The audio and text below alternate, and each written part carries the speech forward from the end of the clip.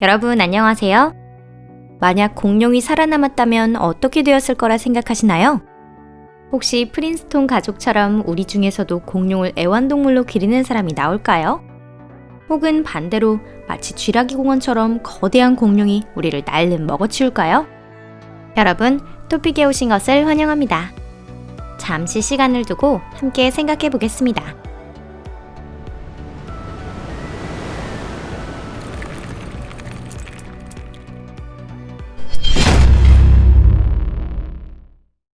공룡은 왜 멸종했는가? 공룡은 트라이아이스기 전기에서 백악기 후기까지 중생대의 거의 전 기간을 통해서 지구를 지배하고 있었습니다. 즉 대략 1억 6천만 년이라는 시간 동안 공룡의 우렁찬 발걸음이 땅을 뒤흔든 것인데요. 공룡이라는 거대한 계통 분류에 속하는 존재들은 실로 종이 다양합니다. 육식도 있고 초식도 있고 대형이나 소형, 이족 보행하는 것도 있으며 사족 보행하는 것도 있습니다. 다양한 추산에 따르면 무려 1,500개에서 2,000종의 공룡이 존재했다고 하는데요. 그 먼 후손들을 우리는 매일 보고 있습니다. 거리 공원에 가서 빵 조각을 던지기만 하면 바로 만날 수 있죠. 맞아요. 바로 비둘기입니다. 즉 조류 전반이 그들의 후손인 셈인데요. 그들은 살아남았을 뿐 아니라 지금의 현실에 완벽하게 적응해 살고 있습니다. 하지만 조류 이외의 공룡들은 모두 전멸했는데요. 왜 그랬을까요? 순간적으로 멸종했는지 아니면 서서히 멸종했는지에 대해서는 지금도 많은 논란이 오가고 있습니다. 하지만 멸종의 주된 요인이 운석이라는 점에 이의를 제기하는 사람은 거의 없습니다. 지름 10에서 15km에 달하는 장렬하는 덩어리가 유카탄 반도에 낙하하였고 그 결과 천재지변이 일어났습니다. 그 충격의 위력은 원자폭탄 10억 대에 필적할 수 있을 정도였습니다. 무서운 지진이 지구를 흔들며 유례없는 100m급의 쓰나미를 일으켰죠. 수톤의 먼지와 모래가 날아오르며 태양을 가렸기 때문에 낮에도 밤처럼 어두웠습니다. 한마디로 말해 이는 바로 세계의 종말이었습니다. 당시의 생태계는 모조리 파괴되었고 전 생물의 절반 가까이가 사멸했는데요. 물론 공룡도 없어졌습니다. 당시 대변동의 흔적이 지금도 남아있는데요. 운석이 떨어진 자리에 남겨진 지름 180km의 상처, 칙술루브 충돌구가 이에 해당합니다. 많은 시간이 흐른 뒤 세계는 운석의 타격에서 회복하였고 지구도 몇 번의 재생을 통해 회복을 거쳐갔습니다.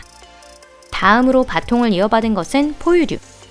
그들은 천재지변을 겪고도 살아남았으며 두려웠던 육식공룡이 사라진 이후엔 오히려 더 원활하게 발전할 수 있었습니다. 그리고 마침내 포유류는 발전에 큰 성공을 거두게 되는데요. 이제 포유류는 육지에 사는 동물들 중에서 상당한 지배적 위치를 차지하고 있습니다. 그 중에는 매우 높은 지능을 갖춰서 스마트폰을 조작하거나 유튜브를 보고 있는 존재도 있죠. 만약 운석이 몇 분이라도 빨리 낙하했다면 바다에 떨어져서 충격이 다소 완화되어 어쩌면 그 정도의 대참사가 되지는 않았을지도 모릅니다. 그 경우 공룡은 어떻게 됐을까요? 최종적으로 그들은 지능을 얻을 수 있었을까요? 그리고 우리는 어떻게 될까요? 인류는 무사히 세상에 태어날 수 있었을까요? 만약 운석이 떨어지지 않았다면 공룡은 결국 어떻게든 멸종할 운명이었다고 많은 연구자들이 주장하고 있습니다. 지구 규모의 천재지변이 일어나지 않았더라도 결국 오랜 시간이 지나며 서서히 멸종했을 거라는 뜻인데요. 운석 충돌이 없더라도 공룡이 존재한 마지막 4천만 년 동안 그 개체수는 점점 줄어들었을 것입니다. 한편 포유류는 줄어들지 않고 출세의 계단을 밟아가며 무럭무럭 발전합니다. 결국 지배적인 원인이 되는 것은 기후의 한랭화에 잘 적응한 포유류입니다.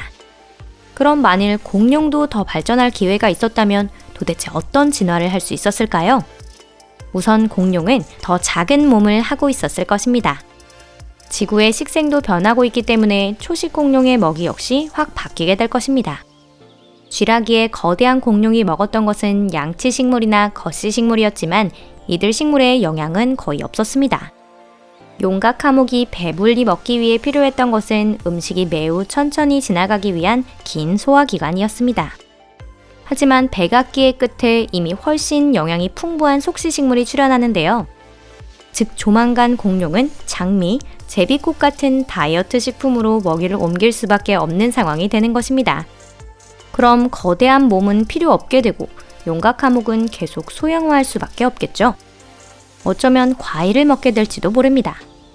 소형 깃털 공룡은 영장류와 같은 진화도 충분히 가능하며 나무에 기어오르는 능력을 얻을 것입니다. 싱싱한 오렌지에는 그만한 가치가 있으니까요. 게다가 공룡은 또다시 찾아오는 여러 번의 빙하기에 직면해야 합니다. 그것은 즉 껍질이 두꺼운 날개나 복슬한 털에 뒤덮인 공룡이 나올 가능성도 충분히 있다는 것이죠. 그 폭신폭신한 아이를 기를 수 있다면 정말 멋지겠죠? 그리고 하나 더 아주 중요한 문제가 남아 있습니다. 공룡이 지능을 얻을 수 있느냐는 문제인데요. 가장 현명한 공룡이라는 칭호를 얻을 수 있는 존재가 있다면 그것은 단연 트로우돈일 것입니다. 이 머리 좋은 육식 공룡은 긴 두개골을 가지고 있었고 이는 현대 곡비 원료의 뇌가 들어갈 수 있을 정도의 크기입니다. 이 녀석은 다른 대부분의 공룡보다 훨씬 높은 지능을 가지고 있었는데요. 트로우돈은 때로는 사냥을 하고 그룹 내 행동을 통제함으로써 큰 먹이를 얻을 기회를 노렸습니다.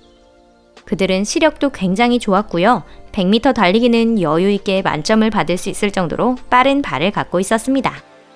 게다가 트로우돈은 세 가락의 발로 돌을 번쩍 들어올릴 수 있었고 심지어 그것을 도구로 사용할 수 있었을 것이라 많은 연구자가 확신하고 있습니다. 그들과 같은 육식 공룡이 당시 벌써 이 정도의 성공을 거뒀다면 한번 상상해보세요. 운석의 충돌로부터 현대에 이르기까지 그들은 도대체 어떤 진화를 이룰 수 있었을까요? 그들이 최초의 호모 사피엔스 수준까지의 지능을 가지게 되려면 20만 년이 필요합니다. 트로우돈은 최종적으로 휴머노이드형 우주인 같은 모습을 갖게 될 것입니다. 키가 크고 비늘에 뒤덮인 녹색 피부에 새로 동공을 한 거대한 눈을 가지고 있는 것이죠. 이는 훌륭한 인간형 파충류라 할 수 있습니다.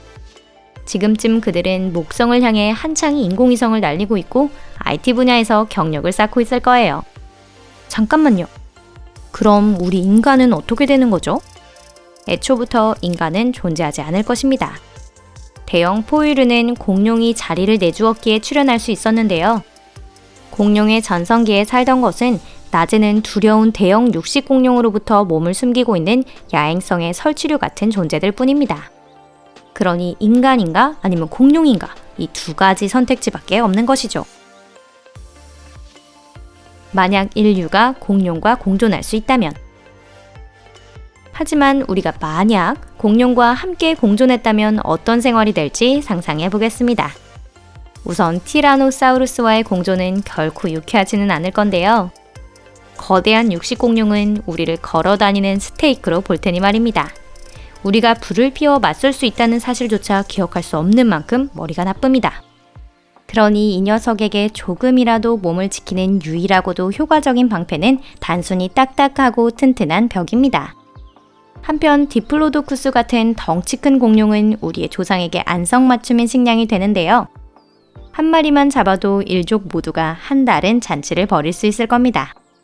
메모드 때에도 어떻게든 잡아서 먹었으니 말입니다. 아쉽게도 용각화목을 편리하게 이용해 보려고 해도 어려울 텐데요. 지나치게 머리가 나쁘기 때문입니다.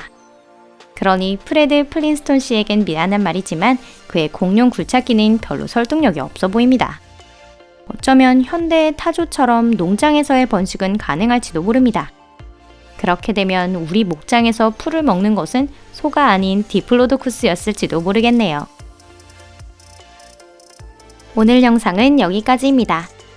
시청해주셔서 감사합니다. 생각해보니 정말 공룡의 운명은 가혹했던 것 같아요. 인간은 거대 생물을 근절하는 데 성공했습니다. 만약 공룡이 지금도 살아있었다면 아마 수렵 금지 구역에서 보호되고 있었을 거예요.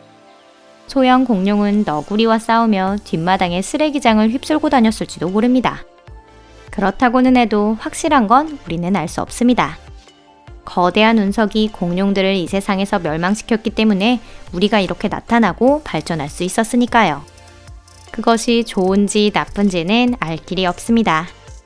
하지만 호박 보석에 갇힌 모기의 혈액에서 공룡의 DNA를 복원하겠다는 것은 약간 지나친 생각이 아닐까 하는데요.